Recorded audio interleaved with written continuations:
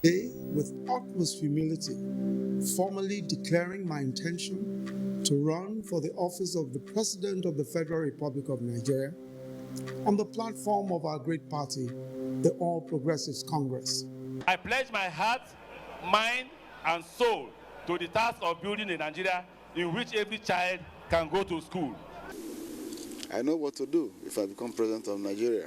That's why I'm consulting with people who know me. Some are consulting, others are joining the race to the presidential villa in 2023. Rotimi Amechi, the Minister of Transportation, transports himself to the race in Port Harcourt on Saturday, while the Vice President has also decided to remove the Vice from his title. So on Monday morning, he declared for the presidential race. It is a long race with large number of athletes, as it were, but only one will win. And in Rivers State, APC governorship aspirants already forming a common front to wrestle power from the PDP, just as PDP presidential aspirants in the southeast form a single political bloc to take over power from the APC at the center. It's a game of outsmarting betrayals and calculations. We will not only dwell on the politics, but also on oil and gas, because that is where Nigeria's bread is buttered. The PIA, that is the Petroleum Industry Act, has come to stay. There is no Nigerian National Petroleum Corporation, no DPR, and so on. But what we have now is NNPC Limited, up, mid, and downstreams. One critical aspect we will be looking at is the modalities put in place for the payment of the 3% host communities. The Senate has already set up a committee in this regard. So, the Pioneer Senate Committee Chairman, Senator Degi Eremieyu, will do justice to the issue at hand. And also being an APC member, he will give some insider perspective to developments in the party. So stay back as we take you through this journey of knowledge. My name is Mie Ogedi.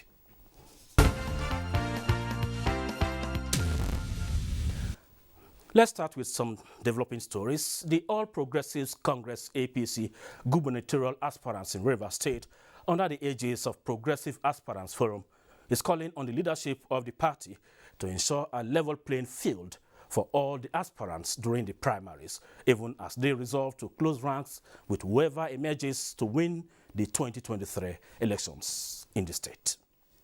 Rivers State, like any other state in the South-South geopolitical zone, is still dear to the All Progressives Congress. Many are already showcasing interest to contest the state's governorship primary under the platform of the All Progressives Congress. Ahead of the exercise, stakeholders of the party in the state are engaging key players towards a rancor-free party primary. Way of respecting the party supremacy, the aspirants resolve that immediately a candidate emerges, all aspirants will put self and ego aside and collapse their various campaign structures into the party structure to support the flag bearer to win the 2023 elections for the APC in Rivers State. The progressive aspirants agreed to consult other stakeholders, elder statesmen, opinion leaders, and key politicians in the state to support power rotation into the riverine Ijaw come 2023 as a way of ensuring equity, justice, and fairness in the distribution of political offices. That the spirit and letter is to put the interest of Rivers State and our party first above our own personal considerations. We believe that we can do things differently, and we stand true to the affirmation that that which we have signed we will stand by and we will live by. We are fighting for it to bring Rivers State back to track and to dignity. So our followers, please, wheresoever you are, in the social media, print media, wheresoever you are, please be prepared so that you will support whoever will emerge. The forum appealed to stakeholders, particularly those aspiring for various political offices, to play the game according to the rules. Since the successful conduct of the All Progressives Congress National Convention, Buhari House, National Secretariat of the APC, is still playing host to various support groups Salu Guanara reports on these and other groups who lend their voices to the national security. The National Coalition for Mass Mobilization for the All Progressives Congress, a political support group, said it has put in place necessary machineries to fast-track the peace-building strategies under the current leadership of the party at all levels. National coordinator of the group, Musa Otigba, led other members to the Buhari House National Secretariat of APC. Our job is to complement the efforts of the party at all levels across Nigeria to ensure that the party's objectives are achieved and its programs and activities are acceptable to a greater percentage of the Nigerian masses. Meanwhile, these concerned youths, under the umbrella body of the National Youth Council of Nigeria, solicits for more security surveillance along critical rail corridors in Nigeria to safeguard lives and property. To lend its voice to the security situation in Nigeria and profile some solutions and advice, particularly with respect to the recent bombing of the Abuja-Kaduna rail track by terrorists and their implications on the safety of Nigerians as we move from one place to another, particularly Nigerian youths who are highly mobile. A lot is indeed happening at the political front, but we shall not dwell only on that aspect because the economy is also aspect. Politics without money is not a politics.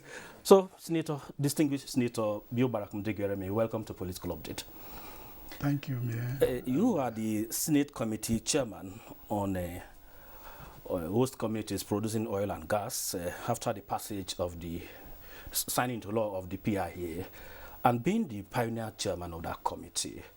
What exactly are the responsibilities of your committee? Because the oil and gas sector is quite critical to the economy. Thank you very much, Mayor, for having me, and it's my pleasure to be here.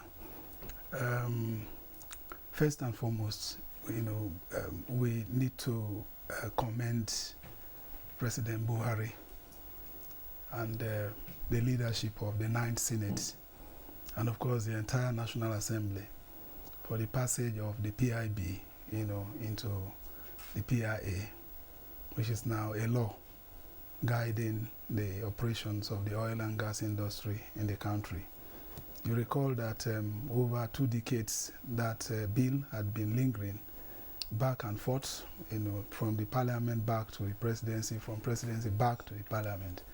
And eventually, last year, precisely on the 16th of August, the president assented to, that PIB, that is now an act of parliament. When a Herculean task is achieved, I believe that there is no end, limits to appreciation or commendation to those who are the key actors in the process. And that's why I had to do that before looking at other aspects, of this interview.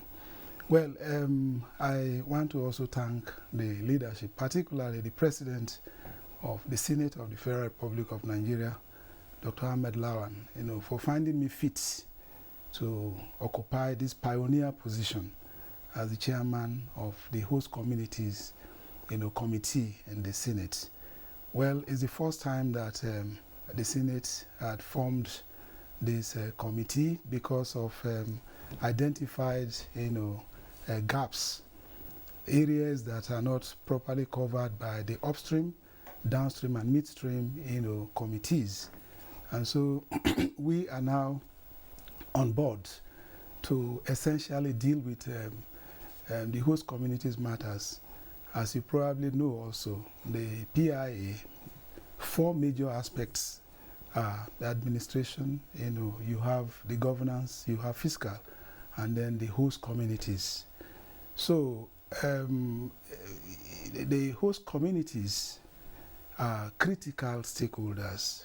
They are the host to all the oil and gas facilities and installations, in this country. And so the jurisdiction of this committee is to ensure that the welfare and the rights of these communities are protected, and to also ensure that direct economic and social benefits accruing from the activities of these companies are valuable, to the host communities. And of course, it's like a win-win situation. You protect the facilities and you get paid, 3% of the preceding year's, cost of operation, 3%. And it's quite, reasonable for me, but there's room for improvement. I believe that, as we make progress, there will be time that that aspect will be amended, where the percentage could increase. But for now, in about 2020, from the NNPC records, about 16 billion US dollars was the cost of operation for the previous year. So if you calculate it, that amounts, 3% amounts, yes, to about 500 million US dollars, that will be available to the host communities for their development and the welfare and well-being of these communities. Okay, people, the amount is quite huge, $500 million, 2020, and there's room for still going forward. Exactly. So how will this money be distributed? Is it given the communities cash or through corporate social responsibility programs? There had been a lot of development models, from the IOCs, over time, and they were really not working as desired. There had always been one form of friction, clash, protest, here and there, between the host communities, within the host communities, and even between the host communities and the oil companies, And so the PIA has provided room for very effective management of these resources available to the communities. Within a period of 1 year, the settlers, means the IOCs and of course the local oil and gas producing companies, are to now set up development trusts at that level where they will be incorporated. And thereafter you have host communities development committee. The second tier, the third tier, which is very close to the communities, is the host communities advisory committees. Now, these funds will be paid into the trust fund that will be handled by incorporated trustees at that apex level, and the development committees are there to now come up with development plans, critical areas of infrastructure development in the health sector, in education, and what have you, and present to the trust, the development trust at the apex level for their consideration and approval. It is after that that these funds will be made available for implementation and execution of these projects, earmarked for implementation for a particular financial year. Look, are there representatives from the host communities? Of course, yes. At the level of the trust fund, the settlers will have their representatives, and the representatives of the host communities will also be on board, even at the level of the host communities development committee. And the same thing is applicable to the host communities advisory committees.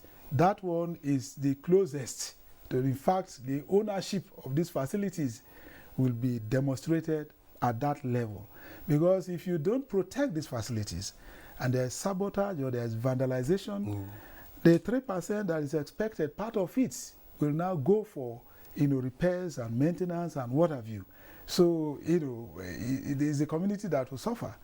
So the advisory committees part of their responsibility will be to secure these facilities, ensure that very convenient atmosphere is created for the production of oil and gas within the host communities. This is quite a great lecture, at least I'm listening with rapt attention. But there's no way we bring a distinguished senator, a serving senator, and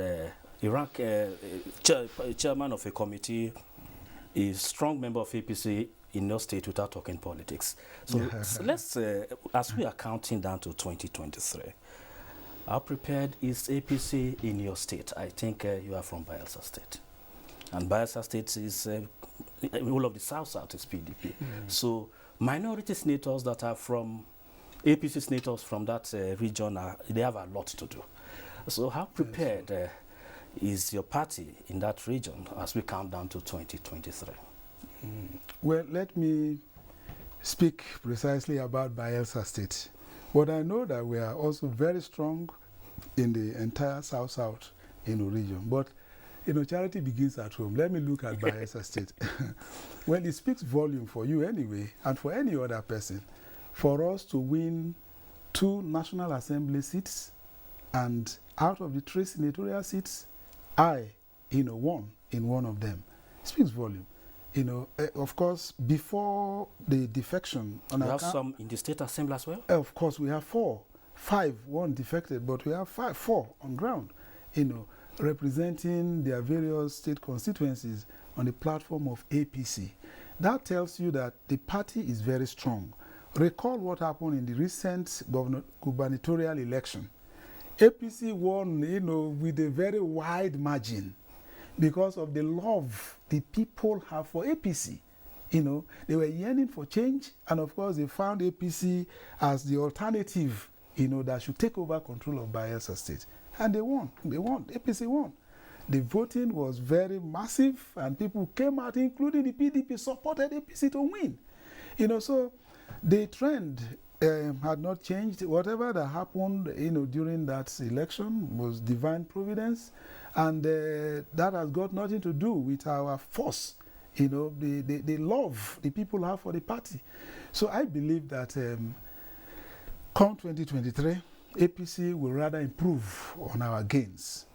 So you are sure of victory 2023 in Bayelsa State, even in the National Assembly? By the special grace of God. And the Minister of Petroleum is the leader of the party in the state. As a former governor, how strong he is? Is he still pulling some weight? Well, the Honorable Minister of State Petroleum Resources, the former governor of Bayelsa State, is a colossus, and he's been doing very well. And the people love him. He also loved the people. And he had been the driver. And we will attribute, the success of the party, the grounds we have gained in part of the South-South also attributable to him. So I see him, moving ahead to record greater successes, by the special grace of God. And so we are prepared. We are prepared back home in the States, and my constituency. It's a matter of delivery. The people are observing, what do you have to offer? What are you bringing to the table? If I can speak for myself. Well, I don't believe in, blowing my trumpet. And I also believe that once in a while you can also talk. I hear, and I'm also aware that my performance are a bit commendable.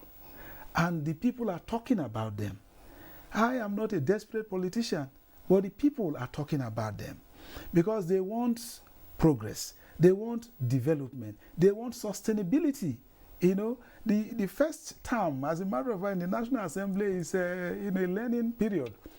So by the grace of God, even within this learning period, we have been able to impact positively so much on the people and the land of the Bayelsa East Senatorial District. Is it in terms of water supply, electricity, education, the health sector? We have done very well. As a parliamentarian, I'm not meant to be executing projects. What I'm saying is that by the grace of God, my input in the appropriation and, of course, relationship with MDAs, working cordial relationship, you try to show that, well, please help my people. Help my people. So through that synergy. So will your people let you go after the first tenure? Well, if you put your ears to the ground, what is going on in Bayelsa State is that they love APC. And I know they love me. My people love me. So they don't want you to go? They want you to come back? There is massive mobilization, desire, and pressure upon me to contest again. That is what is going on. But I'm considering it. And that is a very positive pressure. And you will enter their call. By the grace of God, I'm trying to consider it. I will do proper consultations and also pray to God. And when eventually I have gotten the nod, particularly from Almighty God and the leadership of the party and members of the party, the leader, Timipri Silva, the Honorable Minister of Petroleum Resources, is a key factor. So I'm looking at everybody. And if they say, come, I will definitely go because it's about service to the people. And I know that I can deliver. There is no office that I've held in this country that I have not performed. Yes. Okay, but let's talk the party. We have discussed briefly, as you said, charity begins at home. You don't want it to begin at abroad. But let's talk of the South-South, the APC in the South-South. What advice will you give to APC members in the South-South? Because it is a place they really need to work as we count down to 2023. Well, I know that as a region, we occupy a pride of place in this country because of our economic contributions to the sustenance of the economic survival of this country. So we are the pride of this nation. And I believe that for stability and connection, with the center, we need the federal government presence. We need the ruling party at the center to also be present in the South-South. That is practical politics, so that you gain more. So my urge, to my party, men and women, is to work harder, to ensure that we win more seats at the state level, at the national level, and of course even at the federal level. With God, everything is possible. We have done it before, we can still do it again as a region. That is what I believe in. And of course, our brothers in the north, they understand that. Our brothers in the west, in the east, they understand that. That we are not to be toyed with. We are to be pampered, we are to be loved, we are to be cared for. So that we'll continue to give the needed cooperation and ensure that Nigeria is surviving economically well. So in the Senate, you are the only house of APC senator from Bayelsa State out of the three, I guess. Yes. What efforts are you making to increase that number? Yeah, that is what I have said. And I think that we are working very hard to make sure that... okay, that aside, yes, your party in the state during the last APC convention was among the states, Bayelsa and Sokoto, or one or two, were out as a result of court cases excluded. How would you react to that, and are you trying to address that before you go to elections?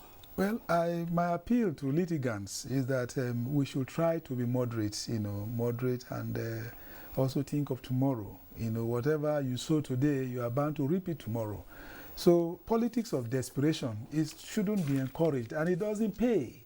It doesn't pay in the system. It doesn't also pay to the individuals that are involved, So, well, we are law-abiding party members. The Honorable Minister is law-abiding. And of course, APC as a party believes in the rule of law. And that was why, even though I consider it a very trivial litigation going on, we had to obey and abide by the law and, of course, the policies of the party. And we allowed ourselves to be excluded. But very soon, that litigation will be over. But the advice I'm giving, because at this age, I'm over 60, so I should be able to give advice to younger ones. We have to learn. Desperation does not pay.